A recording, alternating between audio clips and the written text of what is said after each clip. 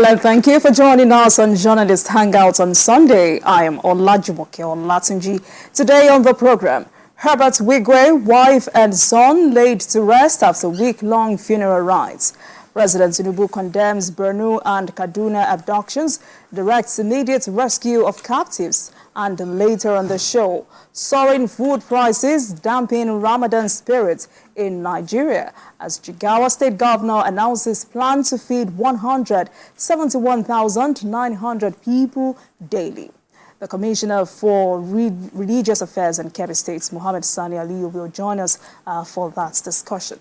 Today, I will be hanging out with Babajide Kolade Otitoju and Dotun Oladipo. We're ready? Journalist Hangout starts now.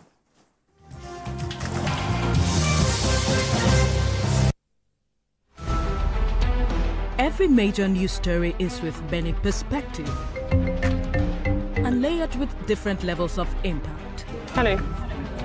What time did this happen? We will be right there.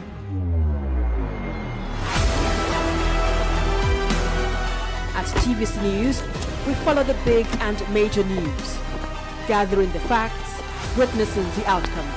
I am here live at the aftermath of the approval of the new national minimum wage. We are TV Station of the Year, not just for breaking news, but for being first, fair and accurate. TVC News, first with breaking news.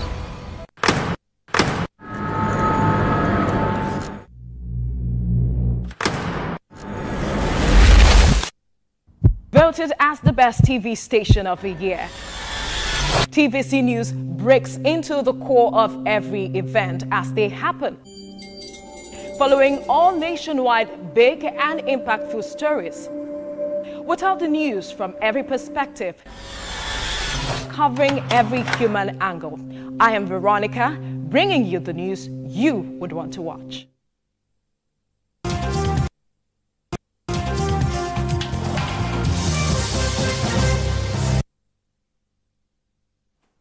Welcome back, everyone.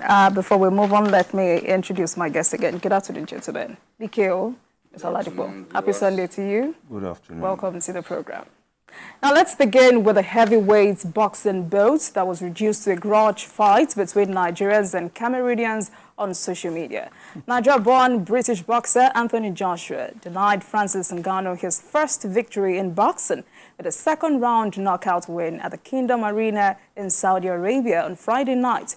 Joshua came out in the second round ready to prove that the knockout he recorded in the first round was no fluke, as his crushing right hand sent a... Ahead, but the judges thought otherwise.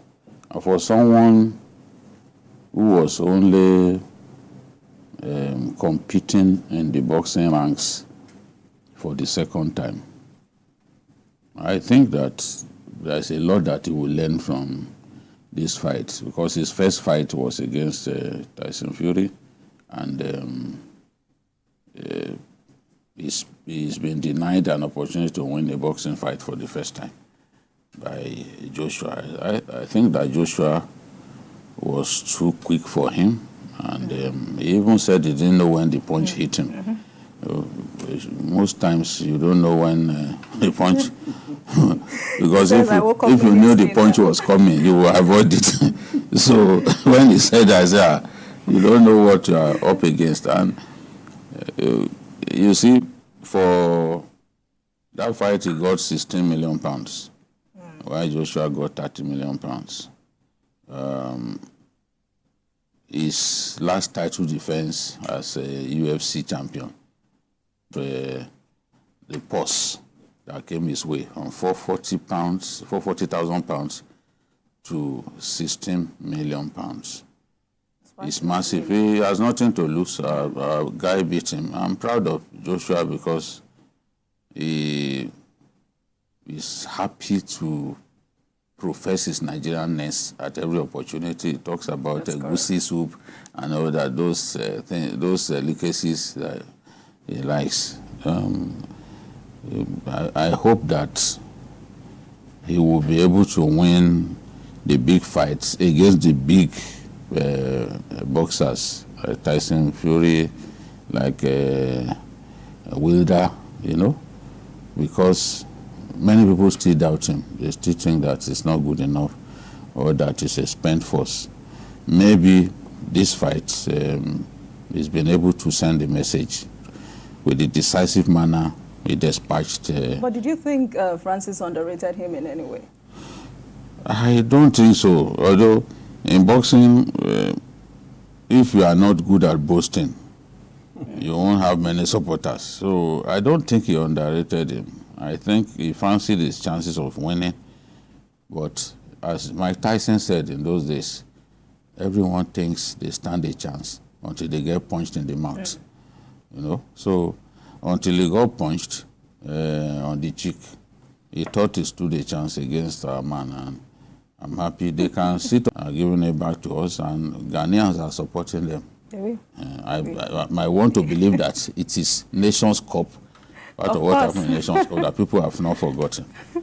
Dawson, do you think, I mean, do you agree with those who have said that fight will go down as one of the best in Joshua's career? Well, what I reflected on were the words of Joshua before that fight. He studied his opponent. He knew his weakness. As somebody who just coming into the professional boxing rank, he opened himself up too much for punches to the face. And that's the most dangerous. That's what makes people lose consciousness when you are fighting. He did it about 5 times with his left, waiting for the right to punch. And I think a lot of people don't actually read in details. When a man comes in weighing 114 kg and with fufu in his system, as he says, plus good dose of ogbono egusi, and he lands a punch to the face, no matter how heavy you are, something will give. And that's what happened to him 3 times. The opening stages were good for him. You know, in his own former world, it was about breaking somebody, bringing the person down and all the rest. But this was about punching. I'm sure if he goes back and there is a refight, a rematch, it will be a better fight than but what if you compare this fight with that, with the one Joshua had with Andy Ruiz Jr., I mean, then he said he had some health issues. But did you see was there any major improvement? Yeah, really. He stepped up now. He had a lot more movement around the ring. Yes, you can maybe want to compare opponents also. Because like we say, when you are in a game, whether football or any kind of sport, the attacking prowess or power of your opponent will determine whether you are able to survive. The Eagles played defending in the last Nations Cup. And when we had a team that could attack, we paid for it. When we had a team that was also laid back, we didn't stand a chance. So that's why for a lot of people, including yours truly, I'm looking forward to the next fight. Which some people have said might be against Tyson Fury. Tyson Fury, Alexander Hughes, any of them. But we need to prove that Joshua is back. That's the bottom line, and I believe he's back. All right. Vicky, any final thoughts on this? Well, Joshua has a way of disappointing when you least expect him to. There was no reason in the world to lose to Andy Ruiz Jr. He lost to him, and then he bounced back. You know, he picked up valuable lessons and bounced back. I believe that what is on his mind is ending it up on a big note.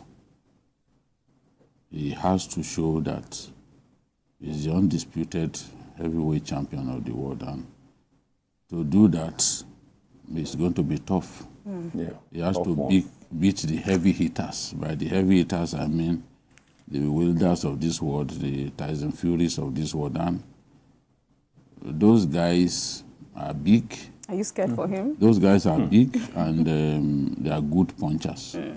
So I'm not writing him off, but I believe there's a lot of work left for him to do, and he has to show a bit more aggression. I'm not saying he should lower his guard in the process. He should show a bit more aggression. Those connecting those punches in a staccato manner, not simply waiting for the opponent to lower his guard. There are some opponents that are very defensive in nature. Very. Wait and wait. They won't drop their guard because they know that it takes just one lucky punch to send them to dreamland. All right. So I wish him well. I'm particularly happy because of the way he professes his Nigerianness. There are some people out there who don't even want to be mentioned as a Nigerian. But this fellow, yes, Nigeria didn't make him champion. He went abroad, discovered himself, and the British government did everything possible to make him a champion. But he still remembers his roots, and for that reason, I wish him well. Absolutely. And once again, congratulations to Anthony.